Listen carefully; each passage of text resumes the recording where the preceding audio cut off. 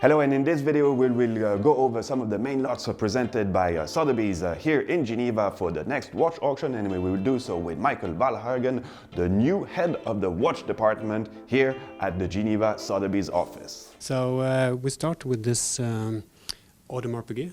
It's actually the first jumping hour in wristwatch. So it was produced first in 1921, but this is from 1926.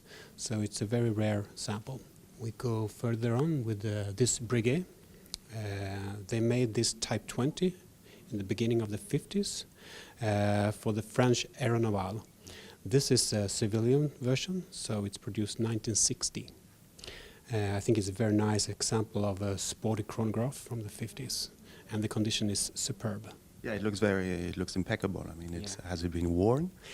Well, it's very difficult to say. The crystal have some cracks, but the condition of the case and the dial is fantastic, I would say. Yeah. It's very rare to find it, and you can understand it's a civilian version. It's not the military version, because then it's normally much more used. Yes. We continue with another vintage watch, which is very popular. This is the legendarian Audemars Piguet Royal Oak, designed by the famous Gerald Genta, 1972. And this is actually from 1972, so it's an A series. It has quite a nice story. It's the owner bought it at the Les Ambassadeurs, and he had problem with the movement. So after a while, the owner of the shop offered him to swap the movement with his private watch. So it's actually written on the certificate, and it's also following with a personal letter from the owner of the Les Ambassadeurs. And the movement also dates from 1972? Yes, actually the owner's movement was a little bit earlier than the buyer's movement, but everything is described with serial number and everything. So it's a nice story as well. Two nice chronographs. One is from 1972, it's a Tudor, nicknamed Monte Carlo by the collectors. And the other one is the Gold Speedmaster, the first one who Omega made to celebrate the moon landing. So, and some people know that the first two sample was presented to the President of United States, Nixon, and his Vice President, but by compliance reason they couldn't accept it. So these watches are still with Omega at the Omega Museum. We have a few examples of the first perpetual Patek. We have the first automatic Patek Philippe from 1956. First launched 1953. We have a very nice sample of the Cartier tank, which celebrate 100 years this year.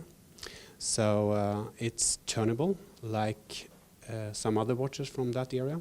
So this is from 1950, and you can turn it and hide the movement, hide the dial, so you don't see it. You can engrave it if you like, but I would recommend not to do that for this reason. It's a vintage piece, and you should keep it rare and fresh like this.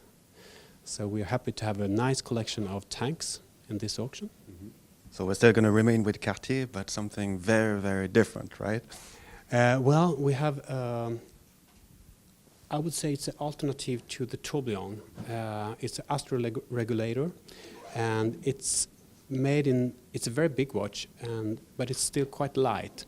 It's made in an alloy between titanium and niobium, so the material is quite hard. It's not like ceramic, and it's not like titanium. So you should really try it and feel it. It's a very nice piece, and the complication is beautiful, and you see it through the crystal. So something very special. We have something which is really popular right now, the Rafael Nadal, Richard Mille. And the thing with Richard Mille is that all the sports stars and ambassadors, they are really wearing the watches when they doing their Formula One activity, or they play tennis or whatever. So and the weight of the watch is nothing. Mm-hmm. It's really, you don't feel it. Mm-hmm. And this is really popular right now, and it's I would say it's a modern angle of the independent watchmaker today. Then we have something very quite rare, actually. I've never seen this personally on auction. Yeah, it's a set. It's made in 25 sets, total 300 watches. In this set we have 4 different masks from around the world. You have one watch in yellow gold, one in white gold, one in platinum, and one in rose gold.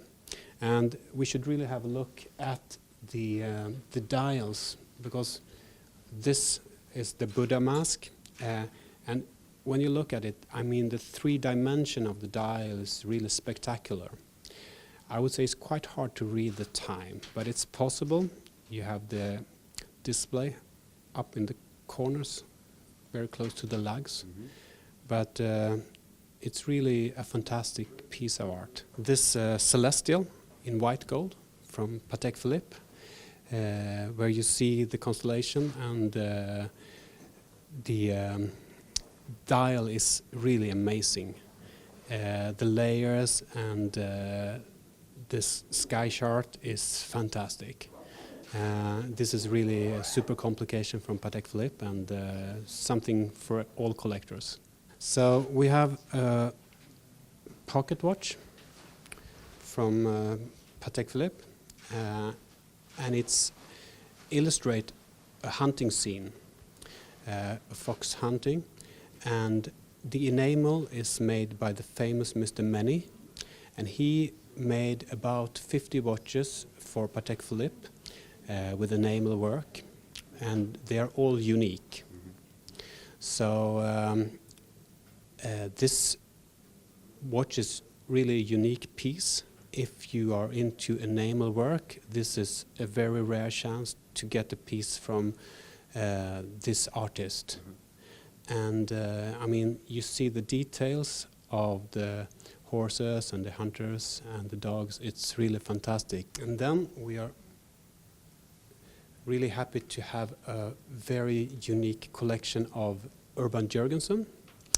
In the 70s, they started working with a collection of tourbillons together with the famous watchmaker Derek Pratt. Derek Pratt was also a close friend to George Daniels, and he also helped when George Daniels sold the Coaxial to Omega.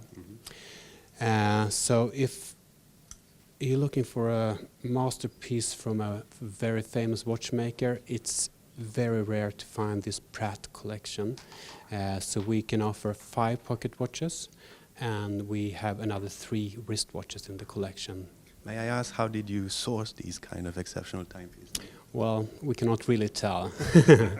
That's in our vault. Okay. Yeah.